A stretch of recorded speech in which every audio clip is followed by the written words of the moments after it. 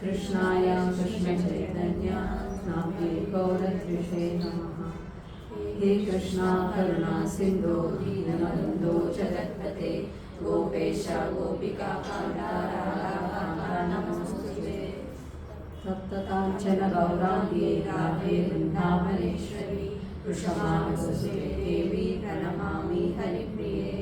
वाञ्छाकल्पतरुभ्यश्च कृपासिन्धुभ्य एव च पतितानां पावनेभ्यो वैष्णवेभ्यो नमो नमः। श्रीकृष्ण चैतन्य प्रभु नित्यानन्द श्री अद्वैत गदाधर श्रीवासादि गौरभक्तवृन्द। हरे कृष्णा कृष्णा कृष्णा हरे हरे, हरे Ram Ram Ram Hare Hare.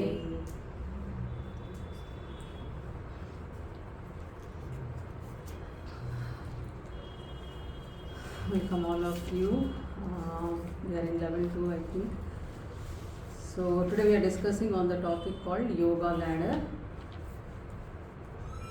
Last class what we have discussed? Absolute truth. Any points you recollect from the previous session? Few points, one or two. How many of you attended last class? Yes,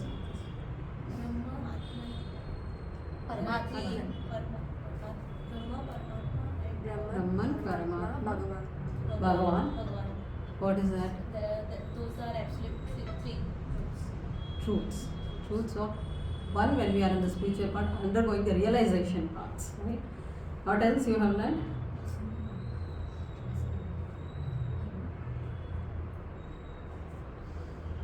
That's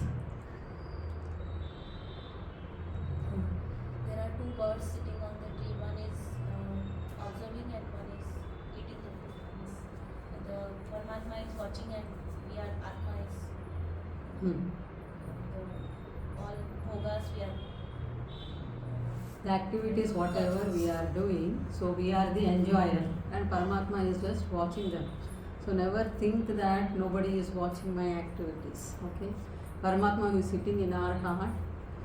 Whatever the externally you may be appearing or showing, but whatever your intentions with what you are doing, Lord knows that.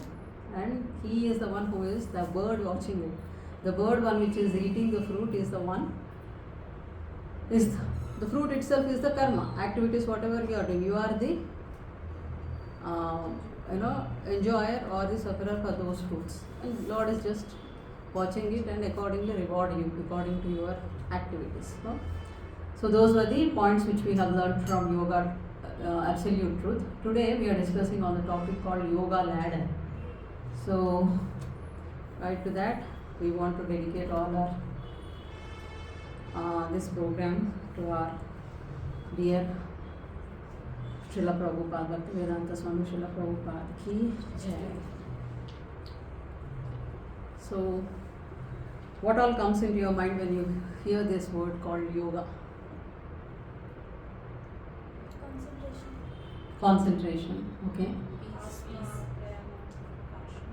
Asanas, okay. Health, okay. What else? To add what? Basically addition. Yes, Addition in Sanskrit. Okay. Any more? Meditation. Concentration, meditation. Okay. That's all?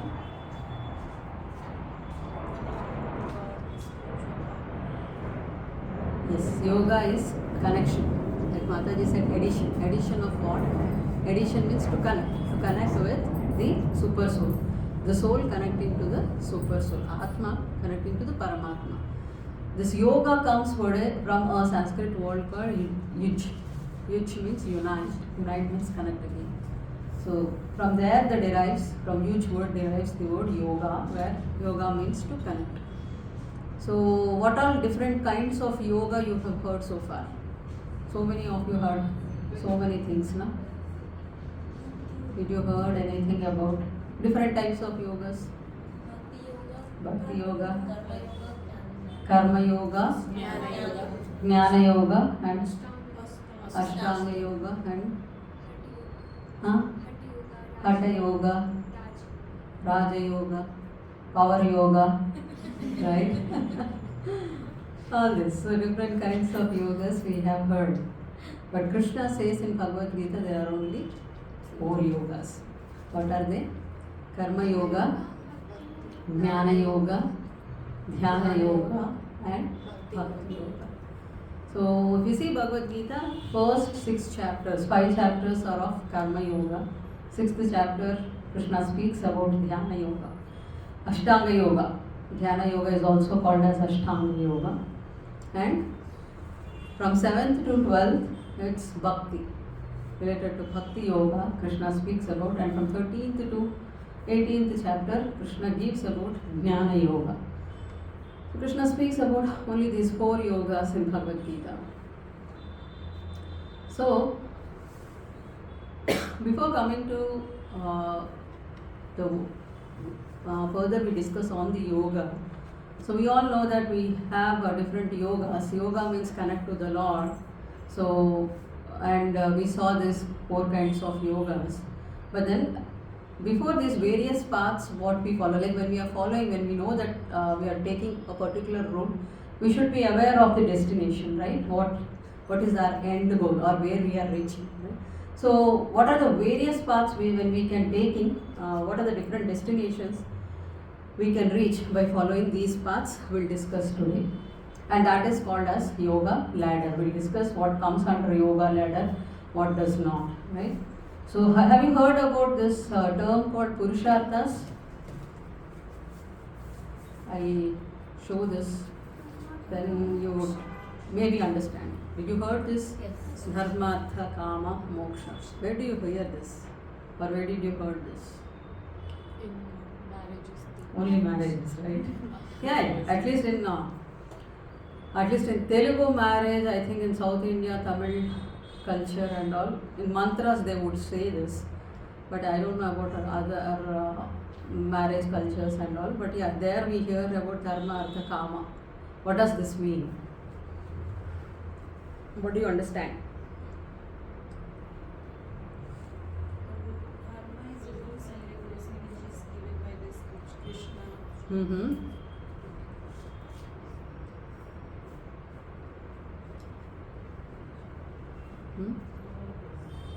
Nothing much.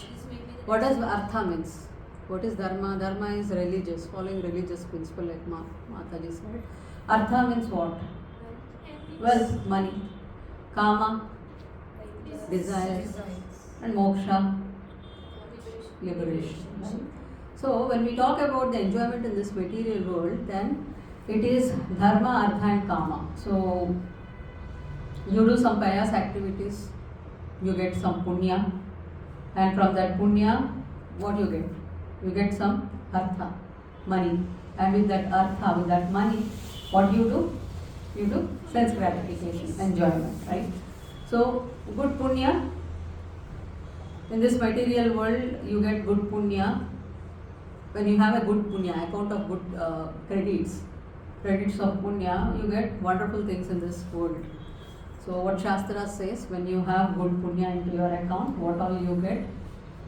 What Bhagavatam says? Bhagavatam says that you get Janma, Aishwarya, Shruta and Shri. Janma means good birth. You are taking birth into a good lineage or in a good family where everything is supportive or everything in a good culture. Parents are supportive, parents are taking care of you nice. And everything is there, whatever you desire, you get a nice birth in a nice family. So that is also depends upon your previous punya karmas, punya activities. Then comes Aishwarya. What is Aishwarya? Wealth. Okay. So we're born. Some people are born with silver spoons. They say it. So golden spoons or diamond spoons also for that matter. Right? So they are born. Why born? Rich. How do they get? Because everyone are same, everyone are equal. Why there is a difference like this? This is all because of the punya, previous credits, like previous life, what all they have done. They'll get birth they'll have riches. Not only by birth, in the lifetime also they will be eligible to get the riches. So they have this Aishwarya. And again, Shruta. Shruta means what? Education. Nice education. One of the topmost education institutes right now we have IITs, IIMs, all of them aim for that. So right now, medical education so called. So those education also you get. Some people are very intelligent, very good education they get. That's because also again the previous pious activities. And the fourth thing what Bhagavatam says is Shri. What is meant by Shri? Shri. Beauty. Right? Some people are born beautiful. They look beautiful. Natural beauties. Right? What do they get? That's because of again the punya. So if any of them or all of them, if you see in a person, we don't have to envy on that, or we don't have to feel bad or low our confidence. You need to understand this point that they have done punya karmas in their previous lifetimes, and now it's time to reap it, and they are reaping it. They are getting it out. So somebody is very intelligent, somebody is born wealthy, somebody is in a good family. We don't have to be feeling bad, or we have to understand that this is because this person or she or he has done some pious activities in their previous life, and now they are reaping the fruits of it. If you have money, you do purchases. If you don't have money, you sit quiet in the home, right? Similarly, these things. So, and apart from these four, there is one fifth Purushartha called as Krishna Prema, which is beyond, above all these four, right? These four, Dharma, Artha, Kama, Moksha, are at the level of material world. Krishna Prema is beyond this, it is in the realm of spiritual world. So now we come to know.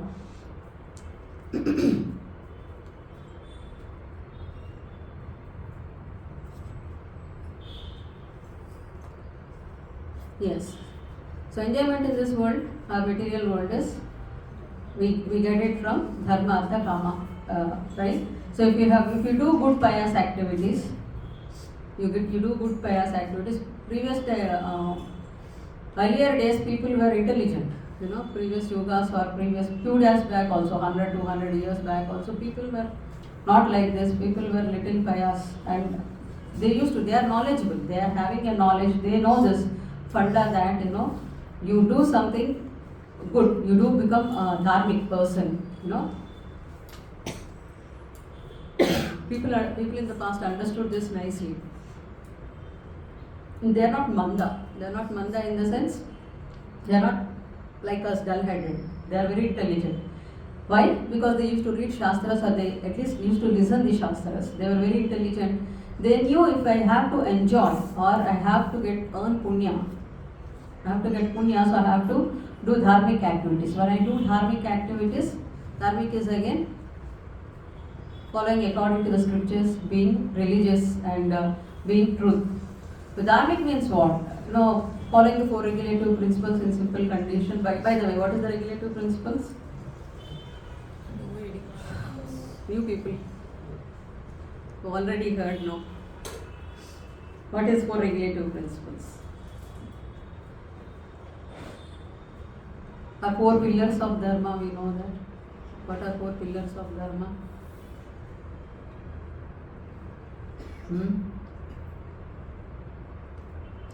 At least, from you, seniors now. Four principles of dharma. Answer. Should be always truthful. Should not lie at any kind of situation. Truth is that. And we should not eat meat or non-veg. Committing non-violence. And I encourage non-violence. Satyam, Saucham, Kshama and Tapa. So these are the four principles of dharma. Satyam means being truthful always. Not lying for everything, or is it not lying, keeping your promise, being honest, all comes under the category of Satyam. Shaucham, be cleanliness. Cleanliness externally and internally also. Maintaining hygiene externally, maintaining hygiene internally also. not having envious thoughts or cultivating bad habits, all this internal cleanliness also you have to maintain. That is Saucham. Satyam, Shaucham and Tapa. Tapa means taking austerity, taking little austerities, following Ekadashi or getting up early in the morning, doing some spiritual activities. All this comes under the category of an austerity. Taking little trouble to the body and mind is austerity. And for what you are doing that austerity? To attain the higher goal in your life. So that kind of austerity following is a dharmic principle. And Satyam, Shaucham, Dharma and Shama. Tapa is the austerity and Shama is the merciful. Being mercy to all the living entities, not only to human beings, not only to the next beings, to every living entity in this world is the Shama or being merciful. So these are the four dharmic principles. And people were used to be like that and following that lifestyle, although it is difficult, but they will stick to that dharmic. When you follow dharma, you get punya, you get payas credits. Okay. We all know, we have seen that in the Ramayana also, like when Vishwamitra comes and asks for Dasharatha to send Rama because he promised. Like when Vishwamitra asked and what he wants, Dasharatha asked what he wants. Vishwamitra said that please send your son Ram with me to kill the demons. Again, Dasharatha was about to, Dasharatha was saying no, but then his guru, Dasharatha's guru was who? Vasishta. Vasishta came and said to Dasharatha that no, what you are doing is wrong. You have given a promise, you should not break it. So then again, Dasharatha sent Rama along with Vishwamitra for killing the demons. Right? So this is what, people were there to correct them even if they were going in the wrong direction in the name of gurus. In the gurus form, elders were there. Like that, people were giving more importance to the dharmic, being religiously situated, living a pious life.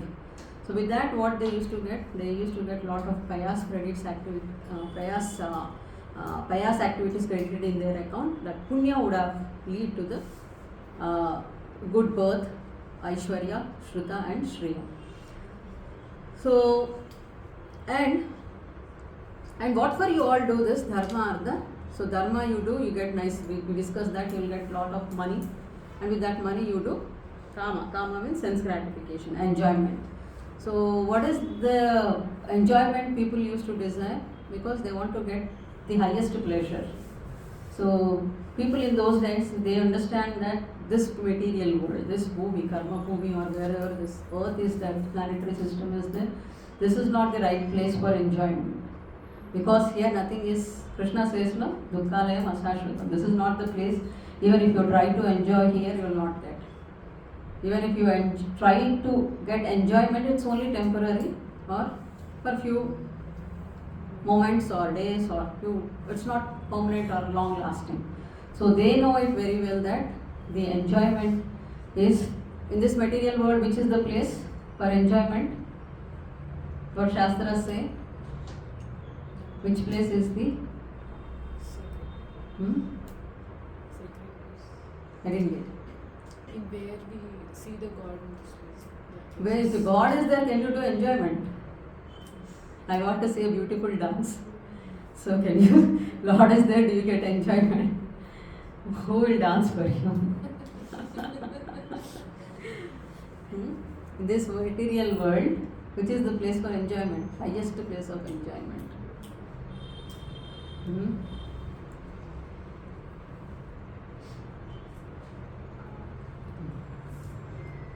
Swargaloka.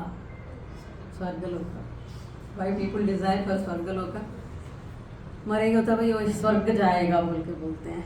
पता नहीं वो कितना काम कर चुका है, how much he have done, but people will say ये बहुत अच्छा आदमी है, ये go to Swargaloka. Why people refer to Swargaloka? Because that is the highest place of enjoyment, where you don't have something called as you live for a lot of years there, not 100 years, you live celestial years over there, thousands and thousands of years over there, and you don't have jara and vyadi and mrityu. Okay, mainly they will not have you'll not have mrityu there, death will not be there, As long as your credits are there, you'll enjoy. Once your credits are there, you'll disappear from that planet and come back to this planet. So that's called death over there. You have beautiful girls who will dance for you. There are different kinds of food items you eat. Enjoyment. Enjoyment is there. The topmost is. So Swargaloka. So people aim for that, to enjoy them. But that is also again temporary. This Swargaloka is also temporary for you, because as long as your payas credits are there, Bhagavad Gita Shloka Krishna also says that, right? As long as your punya karma is there, you will be into the heavenly planets. Once your punya kshine, once your punya karma is going down, or as long, very simple to understand, you have 1 lakh rupees, you keep on spending, how long you will have that 1 lakh, right? Once your 1 lakh account balance is over, again you are a pauper on the road. Similarly, our payas credits also. Once your punya is over, you will come back to the earthly planets and again doing these karma activities. So, this is also temporary. Understanding this, people who, there are some category of, so we need to understand, like when we are discussing the destination of the past, the first destination of the people who are enjoying in this material world, what is their highest destination, aim of their life is Swargaloka. That's the first category of people who understand that there is, I want to enjoy the highest happiness. Their aim and their goal is Swargaloka. But there are second category of people who have seen all this. Again they get frustrated, There is something beyond. Even if I go to Swargaloka, that is also temporary. Again I have to come back. What is this cycle? Again I'm going up, coming down, going up, coming down. But there should be something beyond this. What comes there? People aim for moksha. Moksha means what? Liberation. What is the literal meaning of liberation? Moksha means? Free from the cycle of death and birth. Right. Moksha means literal meaning is coming out of the cycle of birth and death. That is called as liberation, called as moksha. What is the destination of this?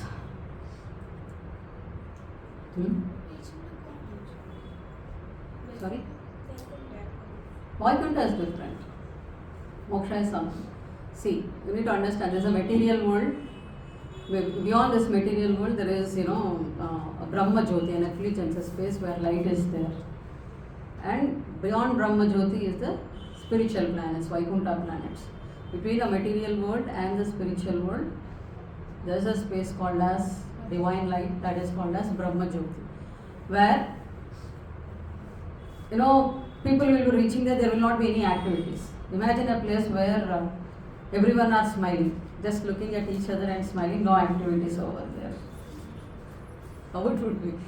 So that's the situation of a moksha or a liberation. Liberation is the cycle. Their main goal is like the people who are frustrated with this, I don't want to come into the cycle of this birth and death again. So they aim for that and they go for that. Of course, there is a happiness there. Otherwise, why would any person keep on smiling over there? Everyone is smiling there and enjoying the bliss and happiness, but there is no activities over there. They are situated there, that's all, without any activity. But what is the nature of the soul is? Nature of the soul is being active all the time. It wants to do something, it wants to do service. Service is the innate quality of the soul. Agreed or not? How can you prove me? If you are agreed, give me the answer. How do you prove it? Even though You all said that soul's innate nature is service. Agreed, right? What made you agree? That point you say to me. even though we have everything, given the best of everything in this world, we'll get bored or we'll not feel happy at all. If something, a small thing we do in the whole day, we'll be so happy. What that small thing?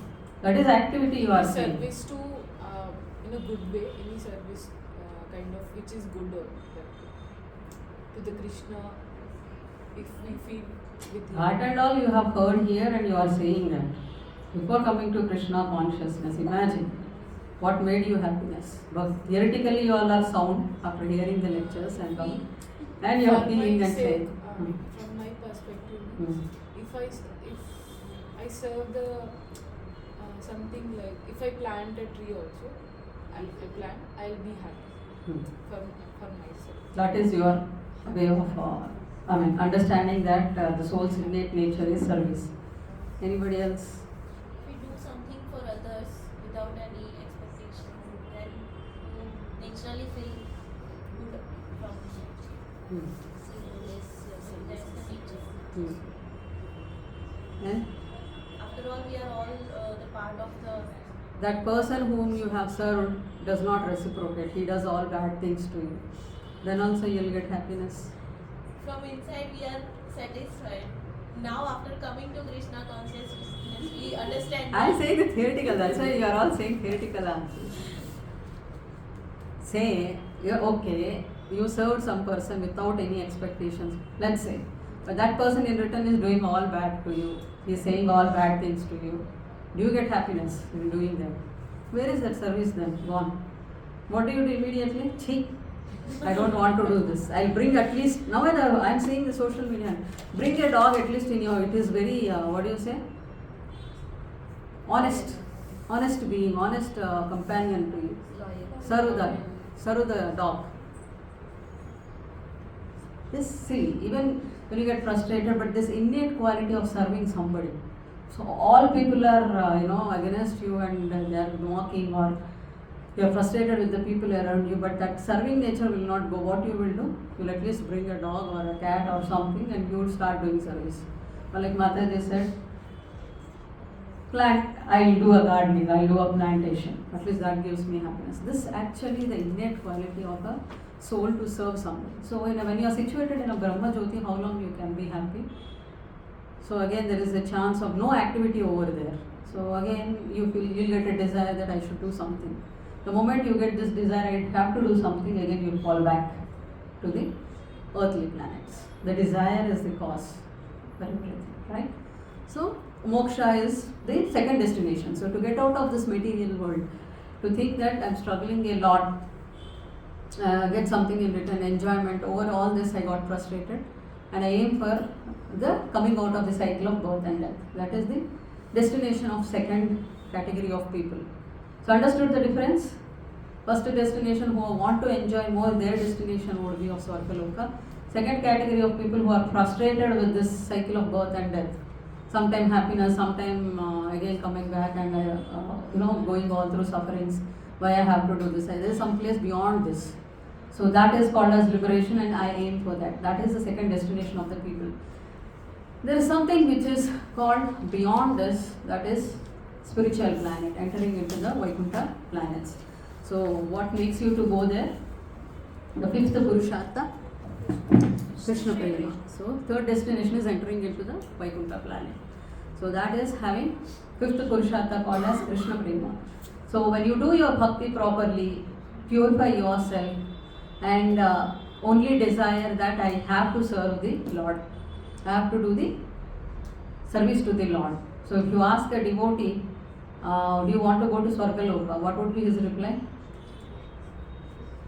No, okay. And what about the liberation, moksha? What would be his reply? Why? Happy no there. Beyond that, Krishna is there. Okay, but what? You are happy in the liberation moksha state. Some desire is There will not have to have any desire. some activity that kind of thing still exists. So obviously. So what devotee would ask, if liberation is there, what would be his question? Okay, Swarga is not there, you don't want this Brahma Jyoti, divine light also. Okay, what about Naraka? What would be the devotee's answer? We all are devotees, no? If this offer is given, what would be? You give this answer correctly, we will be promoting you to spiritual planet. So what is the answer? I always remember Krishna at that moment also. It is fine because why we suffer? Because we think about the particular thing now. If we think about Krishna all the time, then we are not affected by anything. I think about you always, right? So does that help you out in any way? You are thinking of Krishna, does it help you out anyway? Yeah, I am getting the pleasure by thinking that. That's all. Yeah, because we are searching for love. Whom do you love most in this world? My mom. My mom. Your mom. So what do? You just think of your mom will be doing all kitchen activities. You sit and meditate on that. I think of your mom and sit. I love you, mom. No, but I will think about if she will be. That's okay. But what I'm asking, you are understanding that you love your mom, but she is doing whole day activities from morning to without rest. But you sit in one place and say that I love you, mom. I love you, mom. Why you are saying no? Service. Sorry. Service. Service. Service. By serving only we should So how do you express your love? love. Hmm? By doing Love is service. always expressed through actions, not lip service. I love you, not the Western culture for everything. At the end of the statement, I love you. I love you. The meaning of the love you is gone. Indian culture never says love you, but shows in the actions, with little things. Mom caring for you, getting everything ready for you when you go to college or office. That is her way of expressing love, right? Taking care of the children.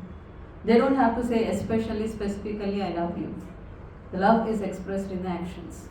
So that is where, when you are a devotee, ask this question. You want to go to Narakaloka? The first question devotee asks, is there a service for the Lord? That doesn't matter. It doesn't matter for me where you put me. Whether you put me in Swargaloka, Narakaloka, or even in the Brahma Jyoti. It doesn't matter. Doesn't matter to me. Or even you make me a worm in the stool. Doesn't matter to me. But is there a service for Krishna there? That's the question a devotee would be asking. So, wanted to share a story here, okay?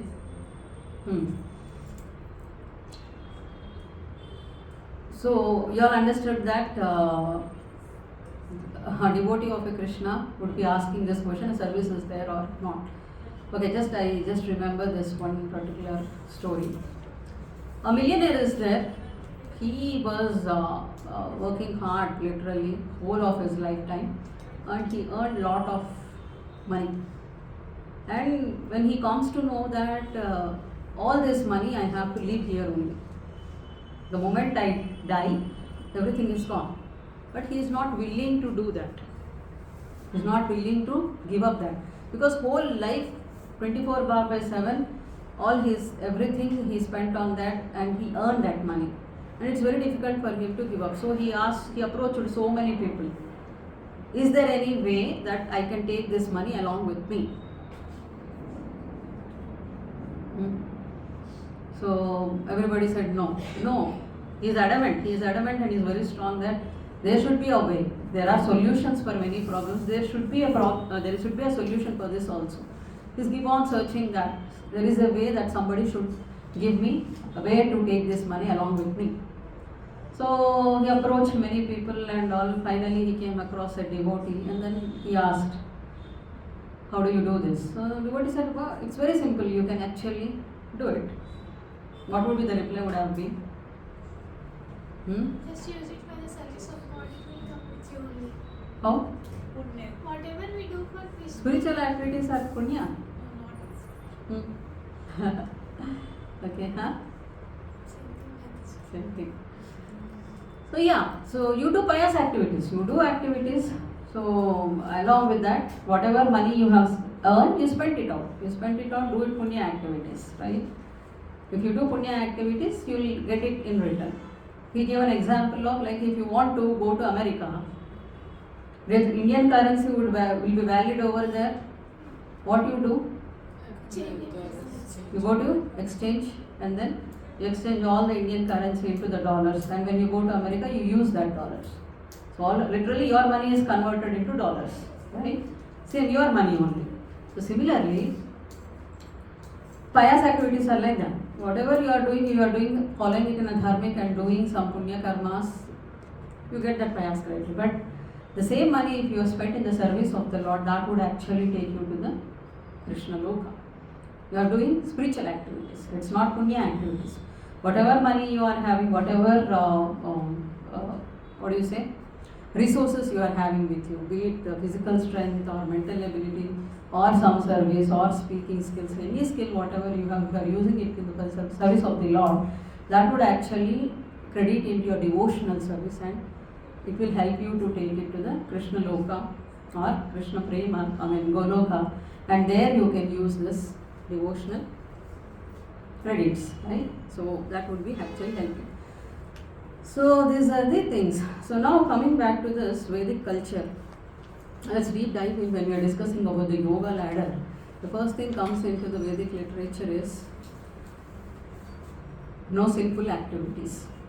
So first criteria or first place is the no sinful activities in the Vedic scriptures. So can anybody define what is sinful action? Quickly. Which causes harm to others Hmm. can count as a sinful action. Again? Lying, Sorry? Lying. Again? hurting others, Following not, we discussed that four principles of dharma, right? Not following those four principles of dharma is again falls under what all you have said, all come under that category.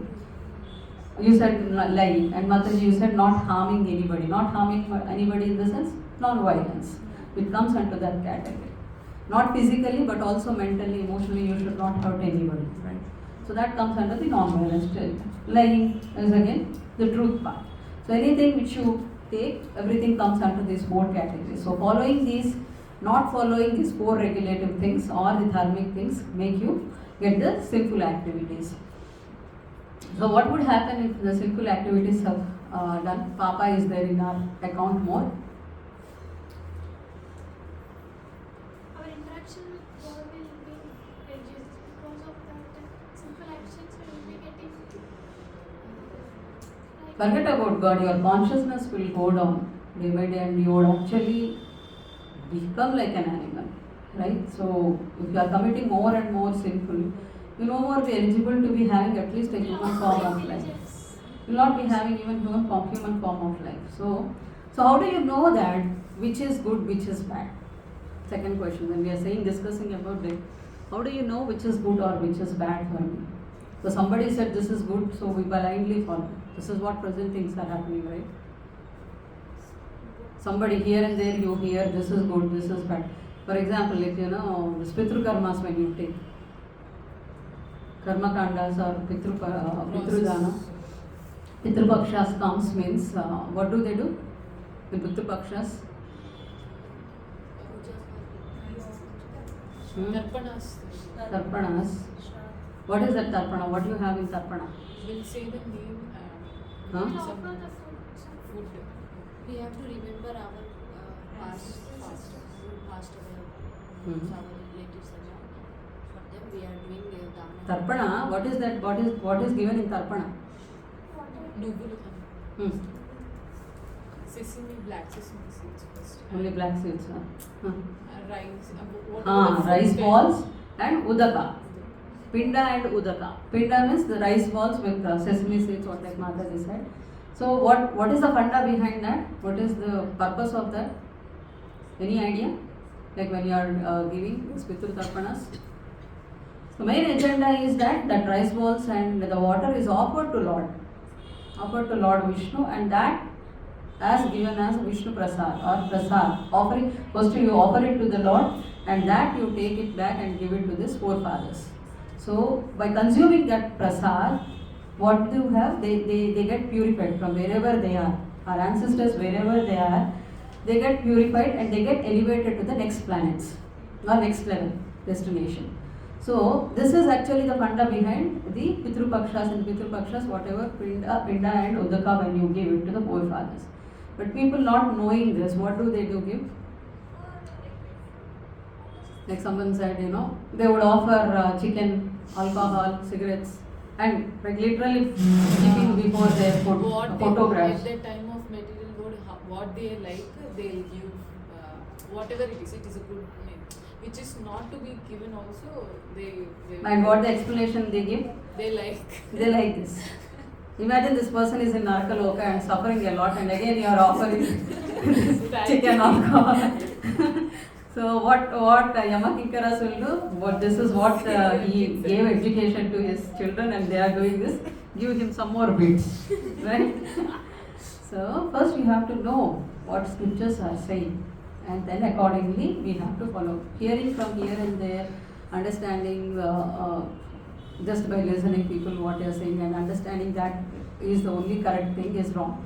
So reading scriptures would help us what is punya and what is papa.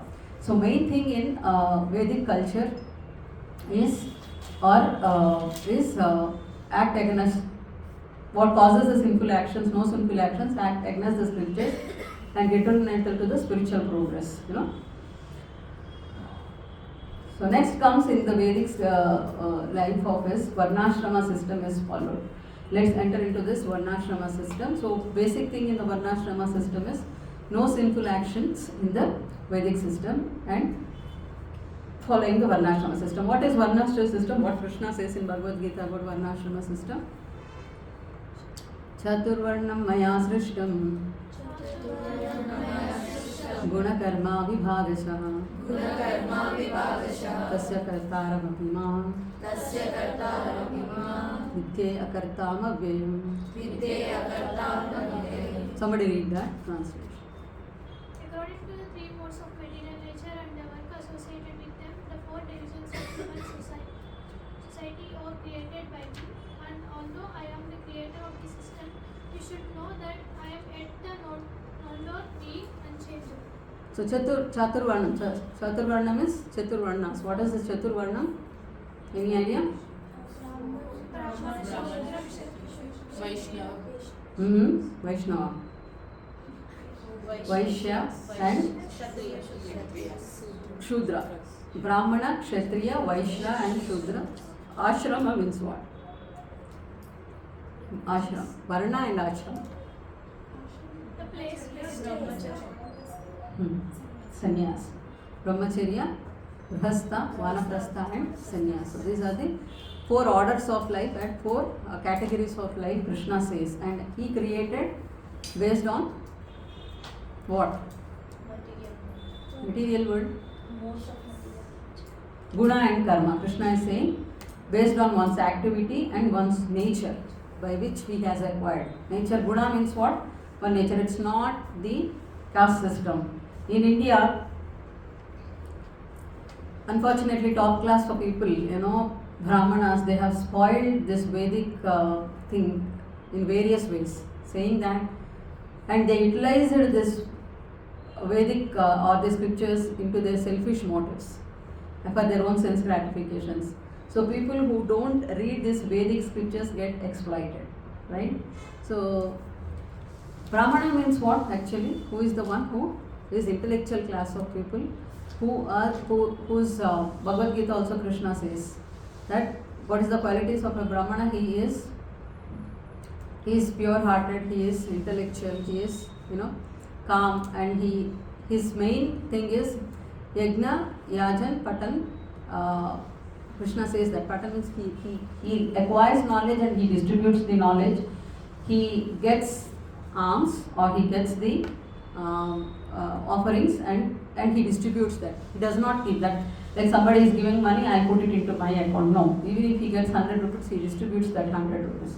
That's why you see most of the Brahmins in the Vedic culture, all are poor people, most of them, right?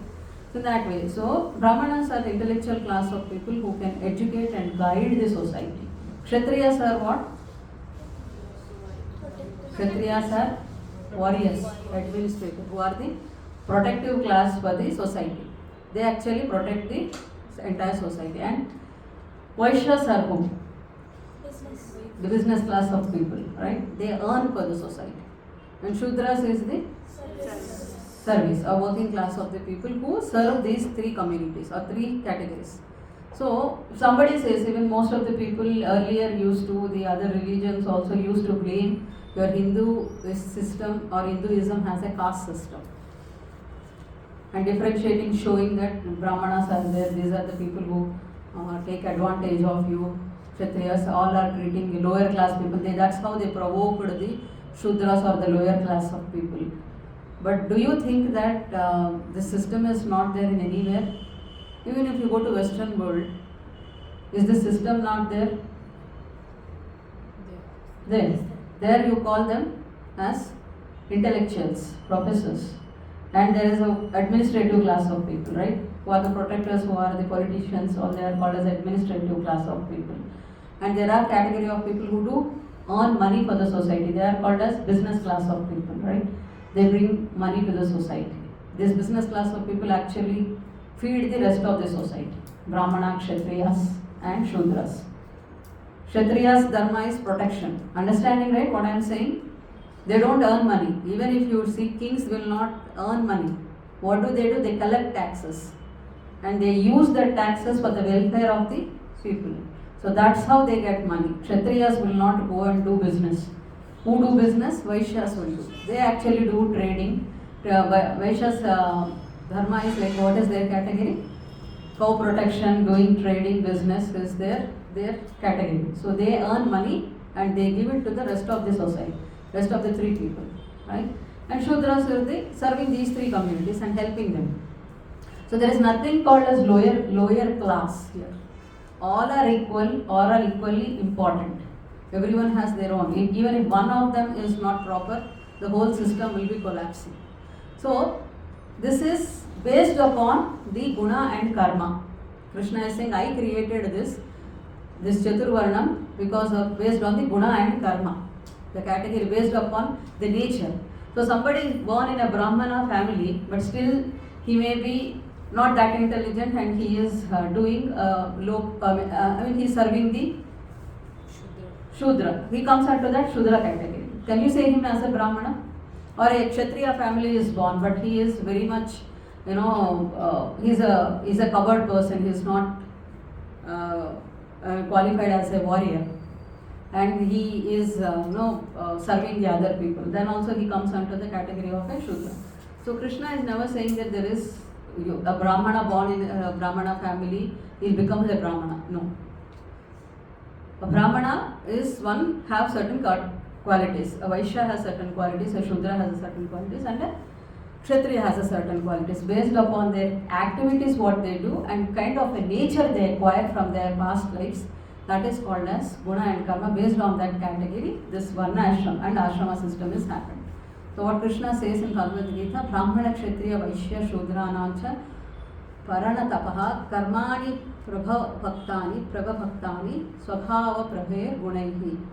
Brahmana, Kshatriyas, Vaishyas and Shudras are distinguished by the qualities born of their own nature in accordance with the material modes or chastiser of an enemy. Krishna is saying. So these people are categorized based upon their nature, guna, right? In accordance to the material modes. What are the three modes of material nature we have?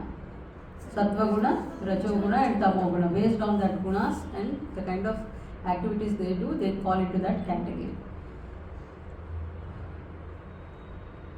So these categories are based on the quality. So what we have discussed, these are shown up in the slide here. So peacefulness, self-control, austerity, purity, tolerance, honesty, knowledge, wisdom, and religiousness. These are the natural qualities of a Brahmana. So one time a small boy goes to a rishi, and then he asks to rishi that I want to get education from you. Can you teach me? So rishi asks, can you give me the name of your father, or can you ask your mother and come who is your father and from where you belong to, because I teach only to a Brahmanas. So the boy goes to his mother and asks, and this mother is a maid servant and she has relationship with many men. So she answers him that I don't know to whom you are born. So the boy comes to the rishi and says the same thing, that my mother said this, I don't know to whom I am born. So I don't know which category, from where I come from. So rishi says that you are a Brahmana because you exhibited honesty. Had been any other category of people or other things are there, this honesty is the quality of a Brahmani. Nothing but a Sattva Guna quality. Agreeing and accepting what it is there, is honesty comes from the natural innate quality, right? So you are from a Brahmana. So this is how honesty, self-control, purity, tolerance, all these are the qualities of a Brahmana. And what Krishna says, again, heroism, power, determination, resourcefulness, courage in battle, generosity and leaderships are the natural qualities of a worker for Kshatriya. So this 18th chapter of Bhagavad Gita, Krishna says all this. And now Krishna says about the Shudras and Vaishyas. Farming, cow protection and business are the natural work for the Vaishyas, and the Shudras, they are the labor and the service, are the laborers and service to the others, right? So Shudras serve this higher 3 classes, right? So apart from these, there are 13 common duties that are followed, which Krishna says in Srimad Bhagavatam 7th canto 8 to 12. If you go and see that particular canto and chapter, so these are listed in the Bhagavatam. So can somebody read this? Truthfulness, mercy, austerity, observing facts on certain days of the month, bathing twice a day, tolerance, discrimination between right and wrong, control of the mind, control of the senses, non-violence, celibacy, charity. Reading of scripture, simplicity, satisfaction, rendering service to saintly persons, gradually taking leave of unnecessary engagements, observing the futility of the unnecessary activities of the human society, remaining silent and grave and avoiding unnecessary talk, considering whether one is the body or the soul, distributing food equally to all the living entities, men and animals, seeing every soul as a part of the Supreme Lord.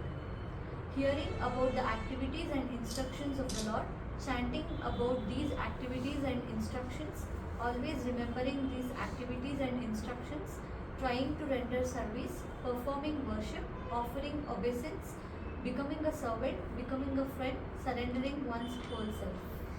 Right? So if you see first 21 qualities, they are in the qualities on the mode of goodness, right? Whatever we have discussed, all these 21 qualities, they are the qualities in the mode of goodness. And these last 9 qualities are the qualities of devotion, right?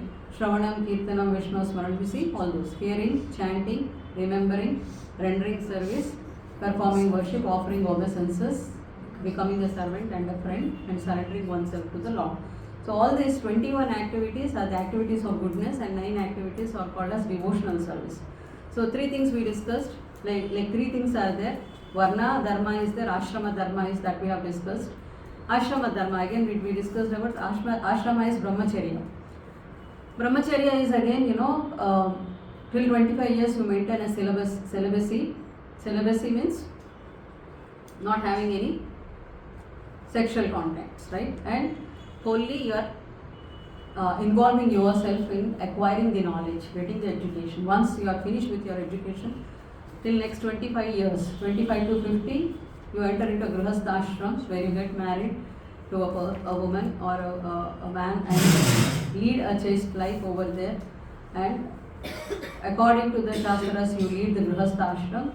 And at 50, after crossing 50, you enter into the Vanaprastha ashram, slowly detaching yourself. You will finish all your responsibilities by then, like your children, making them self-sustained, making them, whatever responsibilities you have towards your children, you finish them. And after 50 to next 25 years, you go to pilgrimage and do, where most of the time you spend slowly detaching from the worldly, family responsibilities, right? And then after another 25 years, after 60 or 65, again you take to the sannyas ashram where the males would completely leave the home and be situated in the sannyas ashram, and the females will be in the family but not exactly into the family and doing their own devotional service.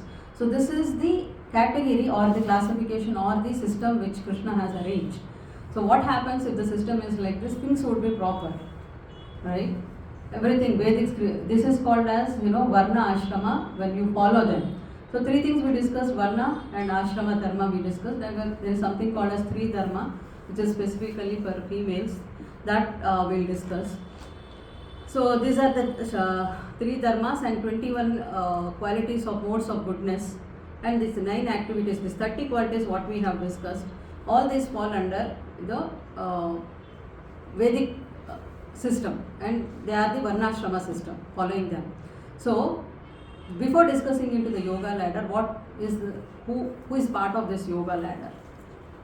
Okay, so basically one who follows these 30 qualities what we have discussed, and one who follows this varnashrama duties will actually fall under the yoga ladder. And what is the goal of this? So like we discussed in the beginning of the class, when you are doing certain things, you should be having a destination, a goal for it, what you are doing, for what you are doing, right? So the goal of following this yoga ladder is, the main goal is, what should be the goal? Eternal service to the Lord.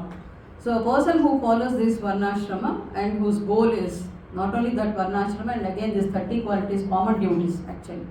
This 13 common duties what we have discussed, and whose primary goal by doing all this is eternal service of the ladder, who falls under the category of who falls under the yoga ladder. Or you understand the ladder, right? Ladder have rungs or the steps. So one step you climb, you reach to the top part of the goal. So here, what is the difference between karma kandi and karmi? So karma kandi is the one who acts according to the scriptures. Karma kandi is the one who acts according to the scriptures and looking for one's own sense gratification and no desire to make any spiritual advancement. So understand this point, why you are following. So 3 things are there, like we discussed. One who follows the varnashrama system and 30 common duties. Second thing is the varnashrama system, 30 common duties. And then the third thing is the goal should be reaching to the Lord. So you understand this. What is the difference between karma kandi and the karmi? Karmi is one who follows the scriptures. Like he follows the varnashrama system and then he follows the 30 common duties what we have discussed, right? But his actual goal is not the reaching to the Lord. His goal is why he is doing all these things, so that he can enjoy more. He acquires more pious activities, and we discussed earlier all these things, no? So it should be very clear to you in the beginning what is the goal of each person. So when we are saying about the karma kandi or difference between karma kandi and karmi is this category. He follows all this, but his goal is missing. If anybody is having these 3 goals, these 3 things, following varnashrama distance, common duties, and then the third thing is to attain the ultimate truth or this Lord Krishna, then he is actually climbing the ladder. But what happens to the karmis? They fall down from the ladder. Although they are following the 2 varnashrama system and common duties they are doing, but their ultimate goal is, their maximum goal is enjoyment, sense enjoyment. So the development is not there. They are not at all climbing the ladder.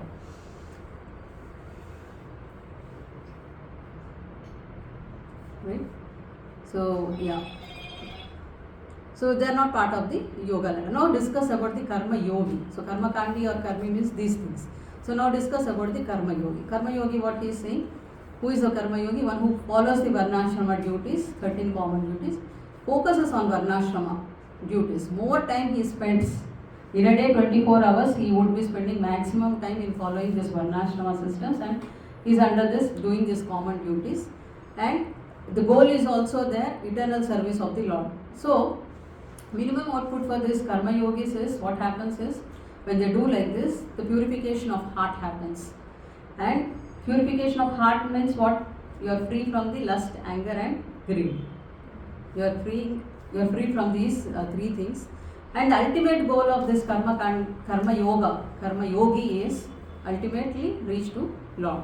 So minimum expected outcome from karma yoga, one who does karma yoga, is purification of the heart. Understood this? So somebody who is climbing, when we are discussing about karmi, jnani, bhakta, so who all are climbing the ladder, who all are not climbing the ladder, we will discuss. So karmi, previous slide, karmi or karma kandi, they are doing the same thing, but their goal is sense gratification.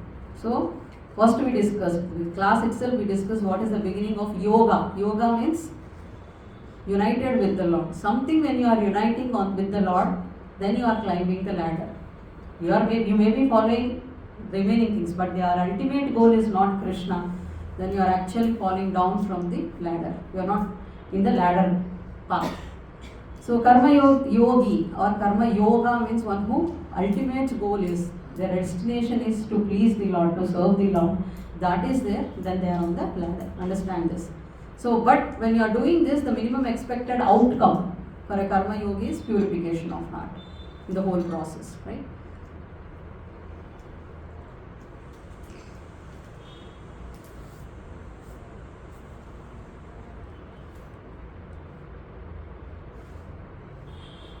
Now comes Jnana Yoga. Okay, so what is for Jnana Yoga? What is required prerequisites, pre-qualifications for starting up with the Jnana Yoga? So they don't fall under the category of Varnashrama. Directly they take sannyas. Okay, so they are not following this Grihastha Ashrama or anything.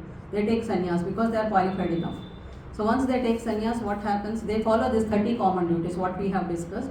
More focus on the Jnana activities, that first 21 qualities what we have discussed, that one out of 30 they will follow more on 20. 21 is what we discussed is the good payas activities, good activities. They focus more on that. Basically those 21 activities are the sattva guna. So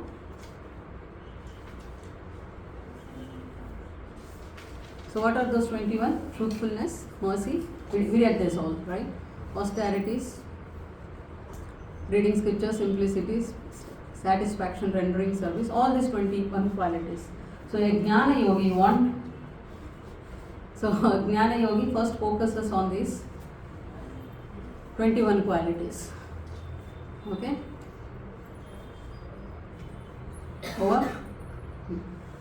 So minimum output for these Jnana Yogis is liberation. That we discussed, right? Their destination would be Brahma Jyoti. They will not attain to the Vaikuntha planets. They just come out of this birth and death cycle. Minimum output. But if they aim, so they ultimate aim of goal is, aims at ultimate goal of life is what? Come out of the birth and death cycle. So that's where a Jnani and a Jnana Yoga difference comes. Jnani and a Jnana Yogi. Understood, right? Karmi and Karma Yogi, what? Let me ask this question. How many of you are receiving it or not? Who is Karmi?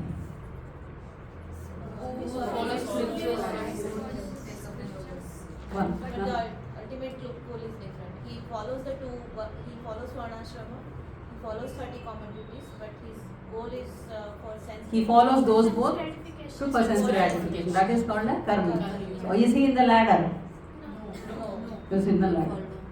One whose ultimate goal is eternally serving Krishna is Karma Yogi. So there attaches the word called yoga, right? So that person comes into the category of the yoga ladder. He is climbing. Next comes the category Jnana Yoga. So there is Jnani and Jnana Yogi. What is the difference? Jnani. For liberation. Concentrate on the liberation. So he follows those 30 qualities are there. He does not have obligations for those Varnashrama system. He has nothing to do. His starting itself is sannyas, and then out of those 30 qualities he focuses more on 21 qualities. Gaining knowledge, doing truthful, what all we discussed, all those 21. Merciful. With that he would be actually, minimum output of that is, goal will be coming out of this birth and death cycle. So that is his goal. So he comes into the category of a Jnani. But Jnana Yogi category is Yogi, again uniting with the Lord. What is ultimate goal? Apart from all this, if he focuses rest 9, apart from 21, rest 9 is there, right? Shravanam, Kirtanam, Vishnu Smaranam.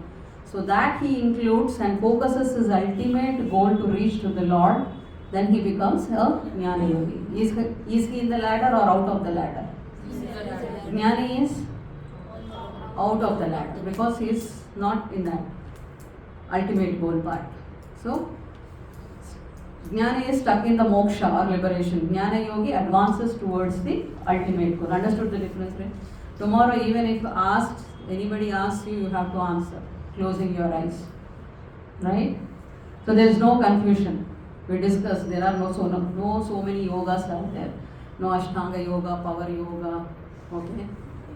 This yoga, hatha yoga, that yoga, nothing is there. Only 4 yogas are there: karma yoga, jnana yoga, and dhyana yoga. Next comes our dhyana yoga. Dhyana yoga is also called as Ashtanga yoga. What Krishna says about Ashtanga yoga is, for one who is in a neophyte in the 8th fold of Bhagavad Gita, 6th chapter is completely of dhyana yoga, means Ashtanga yoga.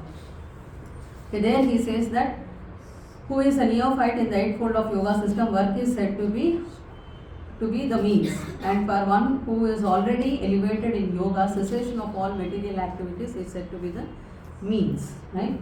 So here in this, pre-qualification required for dhyana yoga is, again for this also, dhyana yoga is also prerequisite is they give up varnashrama, they don't have to do it, they directly eligible for taking sannyasa. After taking sannyasa, what they do? These are the 8 parts of Ashtanga. Ashtanga means what? Dhyana. Dhyana means what? Dhyana is also called as Ashtanga yoga. Ashtanga means 8 folds, 8 levels. So what are those 8 levels? Yama, Niyama, Asana, Pranayama, Pratyahara, Dharana, Dhyana and Samadhi. So Yama means what? Little lengthy. Your time up is 120. It's fast or same time? One correct time, huh? Correct time. So how many of you still have 10-15 minutes time, or we'll end the class here? Continue. Okay. Sorry extending, but these are the little earlier topics. We are almost end. So Yama means what?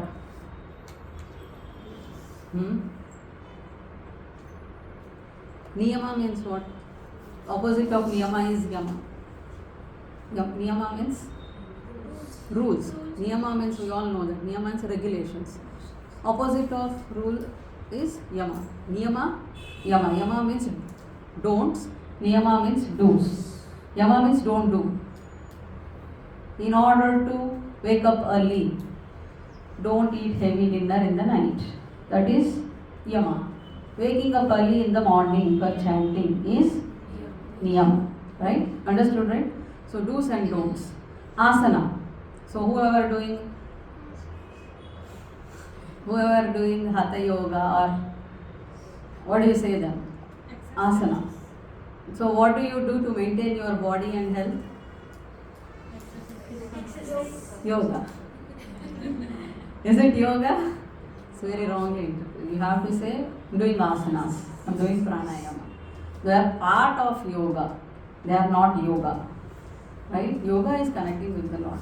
So this is very mistreated or misinterpreted, wrongly concerned.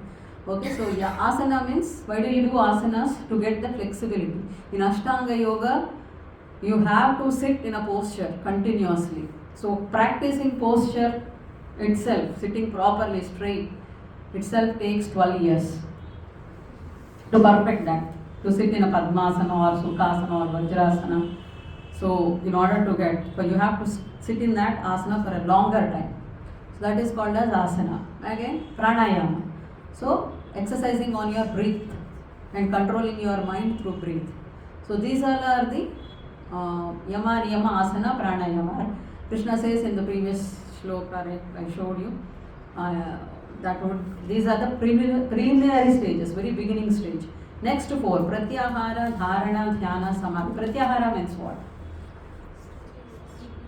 Eating, not that ahara. But pratyahara means what? Keeping your senses away from sense object. For example, your sense organ, tongue, right? What is the sense object for tongue? Taste, right? Keeping away this object, sense object from that tongue. Likewise, you don't have to see, you should not see things. You should not hear things. Is it possible? It's the nature of the senses, we should avoid that. Keeping away from the objects. So pratyahara is that. Dharana means and holding that stage. Whatever you are trying to do, holding that is a minimum time is dharana. And if you are doing it for a prolonged time, for a longer time, that is called as dhyana. For example, you want to meditate on the form of the Lord. You meditate it for 2 seconds. You are able to hold the figure of the Lord or in the meditation. That is by doing all this yama, niyama, asana, pratyahara, you perfected that, and let's say you have reached your pratyahara, controlling sense objects, controlling your sense, everything you have done, and dharana is a state where you are trying to focus on the Lord in the meditation and holding that form of the Lord for 2 seconds. Let's say for a shorter period of a time, holding that meditative object is called as dharana. If you are holding it for a longer time, then it is called as dhyana, and you are holding it for continuously all the time 24/7, then it is called as samhas. So how many of you can follow this Ashtanga Yoga in Kali Yuga? Huh? Right? So Krishna, Arjuna himself says in Bhagavad Gita, this is very impractical, I can't do. Who is saying? Arjuna, who can Sabyasachi, who can fight with both hands. He is so qualified that he is talking to you and internally in mind he is thinking something else, he is strategizing. And when he is talking to you and he is strategically doing, and he can, with the hands he can do certain other activities also, like multifolded things. That person is saying it's impractical, I can't do it. So to practice yoga one should, and what Krishna says, if you want to practice Ashtanga Yoga, what Krishna says in Bhagavad Gita, to practice this yoga, which is Ashtanga Yoga, one should go to a secluded place and should lay kusha grass on the ground and then cover it with deer skin and a soft cloth. The seat should be neither too high nor too low and should be situated in a sacred place. The yogi should then sit on its very form and practice yoga to purify the heart by controlling his mind, senses and activities and fixing the mind on one point. Who is saying this? Krishna himself saying. What did he say? If you want to practice Ashtanga Yoga, you have to do all this. First thing, in Kali Yuga, where do we go to secluded place? Where should we go? Where previous people used to go? Forests. Now no forests only, right? Here if you go to forest, what Krishna is saying, you should lay kusha grass. Why kusha grass? Why kusha grass? On top of that deer skin, on top of that a soft cloth. Normal grass. These grasses will be there. No? There's another type of a grass where it is sharp enough, blade-like grass. On top of that, you put a deer skin. Why? Why didn't he say colon matrix? You take one pillow and sit there. We will sit there. Kusha grass and deer skin means when you are meditating in the forest, reptiles will not come closer. With that smell or with that kusha grass. See the science behind it. Who is saying? Krishna is saying.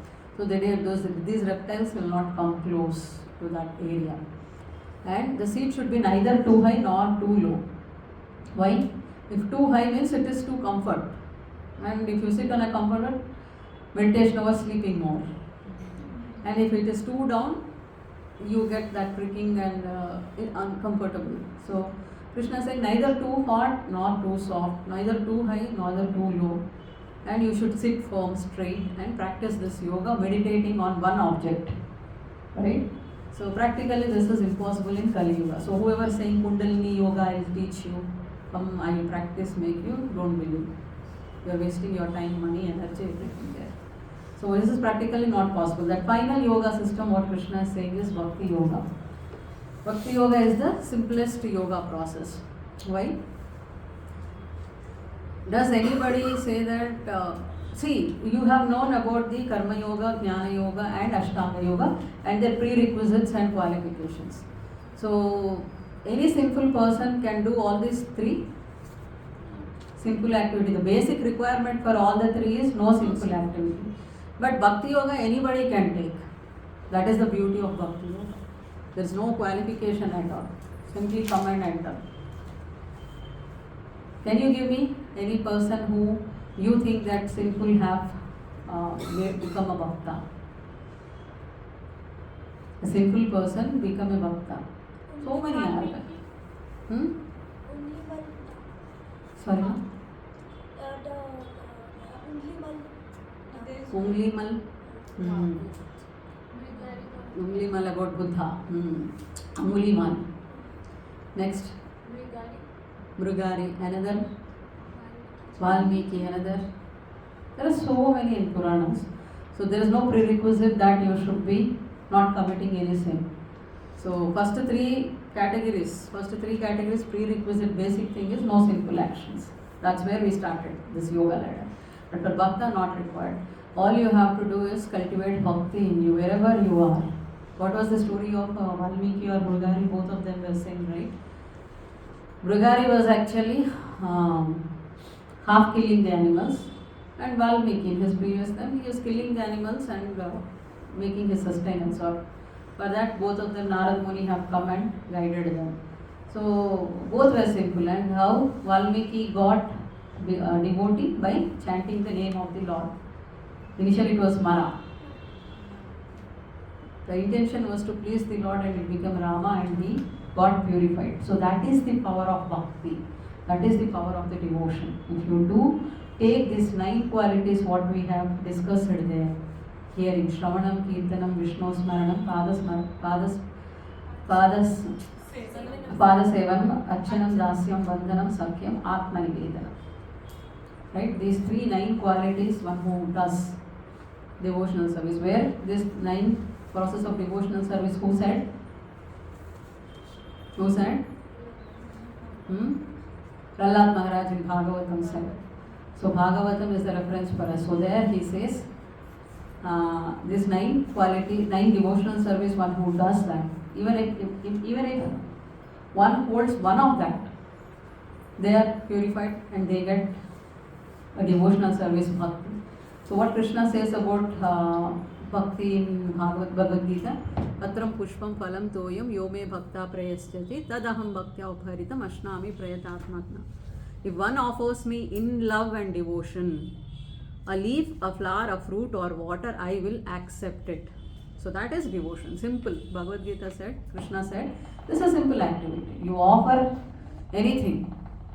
Here he says in this shloka 2 times, bhaktya, yome bhaktya prayachati tadaham bhaktya upaharitam. With love and with devotion, if you offer, I will take it. Not that simply I have to give, I give it and you take it. That doesn't work with Krishna, right? So understand this. And one more shloka what Krishna says is Machchitta madgata prana bodhayanta parasparam cha katayantascha mamrityam tushyanti cha ramanti cha. The thought of my pure devotees dwell in me means constantly remembering Krishna, right? And their lives are fully devoted to my service and they derive great satisfaction and bliss from always enlightening one another and conversing about me. So talking about Krishna, speaking about Krishna, remembering about Krishna is a devotional activity, offering to the Krishna. Patram pushpam phalam toyam. So these are the activities when you do with love and devotion, that is called as nothing. It's very simple, Bhakti Yoga. So Shri Prahalada Uvacha, Shravanam, Kirtanam, Vishnu Smaranam, Padasevanam, Archanam, Vandanam, Hasyam, Sakyam, Atmanivedanam, Iti Pumsa Prate Vishnu Bhakte Che Nava Lakshani Prataye Bhagavate Adhyatan Tanneme Adhyatam Uttamam. So Prahlad Maharaj said, read this somebody. Hearing and chanting about the transcendental holy name, form, qualities, paraphernalia, and pastimes of Lord Vishnu, remembering them, serving the lotus feet of the Lord, offering the Lord respectful worship with 16 types of paraphernalia, offering prayers to the Lord, becoming his servant, considering the Lord one's best friend, and surrendering everything unto him. In other words, serving him with the body, mind, and words. These 9 processes are accepted as pure devotional service. One who has dedicated his life to the service of Krishna through these 9 methods should be understood to be the most learned person, for he has acquired complete knowledge. So what Bhakti Yoga is performed with love towards the Lord, it contains 9 aspects of which we are blissfully done with the affection of the Lord. So staircase versus lift. So what does this? The yoga ladder, we discussed all the 3 categories. What are the prerequisites? Slowly they are climbing the ladder. But a simple person directly went on to the top of the ladder by doing bhakti. So one important question here is, okay, I am a simple person, I took to bhakti. I'm doing chanting, I'm doing all this, can I commit sinful activities? Right? Once you would have been a sinful person in previous times or earlier, but once you have taken the path of Bhakti Yoga, never dare to commit again sinful activities, because you are, by the mercy of the Lord, by the mercy of Bhakti Yoga, you are already on the top of the ladder. So from there, your ultimate goal should be pleasing the Lord by doing eternal service to the Lord. Once again, when you are doing service to the Lord, why you are doing service to the Lord? Basic question comes. To give pleasure to the Lord. Not that what you want, what you get happiness. I am doing service because I get happiness. That is not service. I love my mother. She likes strawberry. I don't like strawberry, I like apple. But I often go and gift her apple. Is this called love? She hates apple. But I love her and I am giving apple to her. This is called service? No. When you love someone truly, there is nothing called, duality will not be there. Because I like something and she likes something. No. Whatever your beloved likes, your loving person likes, that becomes your likings. If you are in love, you would have experienced this. If they harm also, we can do. Love is what? Love is what? Unexpected, unmotivated, right? If they harm means, why is the question of harm comes? It's their nature. You are madly in love with them. Whether they do something bad or good, you don't bother. Your feeling is you love them. As the We'll take these questions last now. We've already crossed this session. So staircase was lift is, sorry Mataji, we'll take last.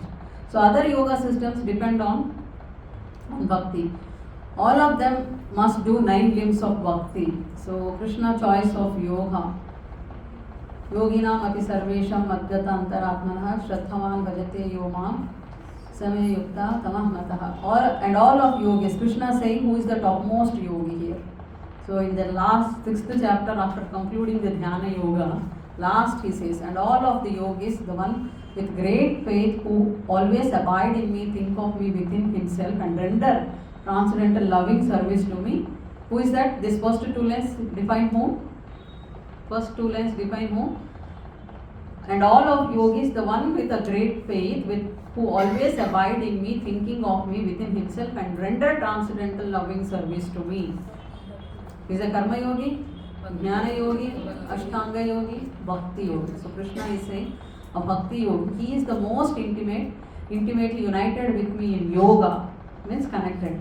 Is the highest of all. Who is saying this? Krishna is saying that of all the yogis, this person is the highest yogi. I consider him as the topmost yogi. That is my opinion. Who is saying? Krishna is saying. Where he is saying? Dhyana yoga, last chapter. Last chapter in the 6th sense. First 5 chapters are karma yoga, 6th chapter is dhyana yoga. From here, 7th chapter onwards, bhakti yoga starts. Okay, there he is saying, concluding with this shloka. He is the topmost yogi. And from there on, 7th chapter onwards, he discusses about bhakti yoga. Right? So, quick advancement formulas, association, ABCD. So, if you want to advance in bhakti yoga, we have A, B, C, D, E. What is A? Stands for association, B for book distribution, book reading. C for chanting, you all know this. T is discourses, engagement. Engagement in the sense, doing service. F is good, right. Okay. So these are the 3 formulas. ABCDs to F. The Bhakti Yoga. Right. So we are all in the topmost ladder. Any questions? Mataji, you were asking some question. If our loved ones, as a strawberry cake, example, if strawberry is allergic to her, even she likes, should we can give to her? You decide. I mean, as per their love, then we should not give. What should be the good for her? As a loved one, you think good for them also, right? So that you do it. What I mean to say is, there should not be any hidden intentions, hidden motives for you. Like, if I do this, what I will get in return? Love is something which you are not there at all. Your existence is not there at all. Right? You are understanding what I am trying to say? Lust is something where you keep yourself as center. What is the difference between love and love? See, lust and love. Expectations. That is love. Lust. Satisfaction. Lust and love difference is where you keep yourself as center. I'm doing something. I want something in return. So expectation comes under that. And where you keep everything in center. You know, strawberries. Okay, strawberries example only. Strawberries are cheap. My pocket money will be saved. Although she don't like, she likes it, but her health is not suiting to her. But what if I give? I have to show that I'm loving her. I'm not caring about for her health, but she thinks that I'm loving her. And also this is cheap. Let me go and take. You're understanding this? What is your intention there? That actually matters. Right? So love is something where you care. Not only love means, you care, you understand, you don't expect anything in return. Where you keep that person as center of your life. Or your thoughts, your thinking, everything revolves around that person. Man, making sense? So here, in this material world, anybody qualified for that position? Even you may be loving, but that amount of love you may not be getting in return. Of course, in love you don't expect anything in return. But yeah, so in this material world, none of them is qualified for that position. It's only Krishna. So when you keep Krishna as center and do all this service to Krishna, that is called as to be the love. Rest all will be lust. Right? Any more questions? Mataji, we have discussed 4 yogas, Bhakti Yoga, Karma Yoga, Jnana Yoga, Dhyana Yoga and Bhakti Yoga. Dhyana Yoga. And you said Karmi is the who follows the 30 principles and also focus on the Krishna. Varnashrama system. Who follows the Varnashrama system thoroughly and 30 basic duties they will do. But their ultimate internal goal is sense gratification. So I have to, why am I doing all this? See, people are there who go to temple, they do offer flowers, they do everything, they do japa also. But when you ask question, what is that, what you are going to get, you go hidden intention that I want this car, or I want that, my daughter should get into this college, or my daughter should get nice, get a good boy in the marriage, or my son should study, should go abroad. All these hidden intentions will be there. Sense gratification. Basically, their ultimate goal would be sense gratification. Yoga, if yoga is not connecting with the Lord, then it becomes a jnana. Confused, no? Jnana means what? He does not have to follow the Varnashrama system. He will follow those 30 qualities. Main focus is top 21 qualities. He will not focus much on the 9 qualities, Navavida Bhakti. He will be trying to go. His main intention, is somehow I'm frustrated, I don't want to come into this material world. I want to break this cycle of birth and death. His intention is not to go to Vaikuntha planets or to serve the Lord. I have to come out of this. Moksha, liberation. I want to merge into the Lord. What is that merge into the Lord? There's nothing called merge into the Lord. That Brahma Jyoti. So he want to situate it there in that Brahma Jyoti. So that is his interest. So that's why he becomes a jnani. He's a sannyasi, he's doing all those 21 qualities, but not focusing much on the 9. Navavida Bhakti, Shravanam, Kirtanam, Vishnu Smaranam. Doesn't do with intention to attain the Lord. But his goal is to come out of the liberation. That is the minimum guarantee for him.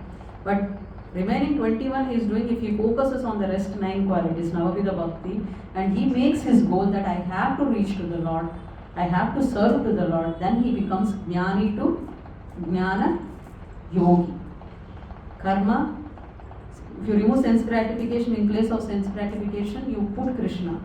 My ultimate goal, why am I doing this Varnashrama system? Why am I following all these 30 qualities? If my goal is to reach Krishna, from Karmi to you become Karma Yogi. Understood? Clear it is. Dhyana is the yoga is also same. Why am I doing all this Ashtanga yoga? If my ultimate goal is not Krishna, then you are not on the ladder. Hopefully, yes, ma'am. So Bhakti Yoga and Karma Yogi. Karma Yogi also will have the ultimate goal is Krishna. Karma yogi, right? Yoga. Huh. So they will also have Krishna Prem as their ultimate goal, and Bhakti Yogi will also have the same. Yes. Okay. According to the Varna Ashrama, how He'll be following more it is focusing on Varnashrama system. Focusing more. His focus point is more on Varnashrama system. I should strictly follow this. I should strictly follow this 30 or 21 qualities. Their focus is, their whole life is spent more on that points. Varnashrama, focusing more. Like, no, my dharma is this. Okay? So if you give a choice between two activities are there. Varnashrama system and then some Krishna related activity is there. Right? But his more interest would be on the Varnashrama. He will be having ultimate goal. He would be reaching. First But choice. it's slowly climbing the ladder in a slow way. But one first thing when Bhakti Yoga is there, topmost. So no matter what happens, my top priority is Krishna. That is you. Bhakti Yoga. Bhakti Yoga. Bhakti Yogi. Right? Understood any more questions or it took a lot of time? Okay. Mataji.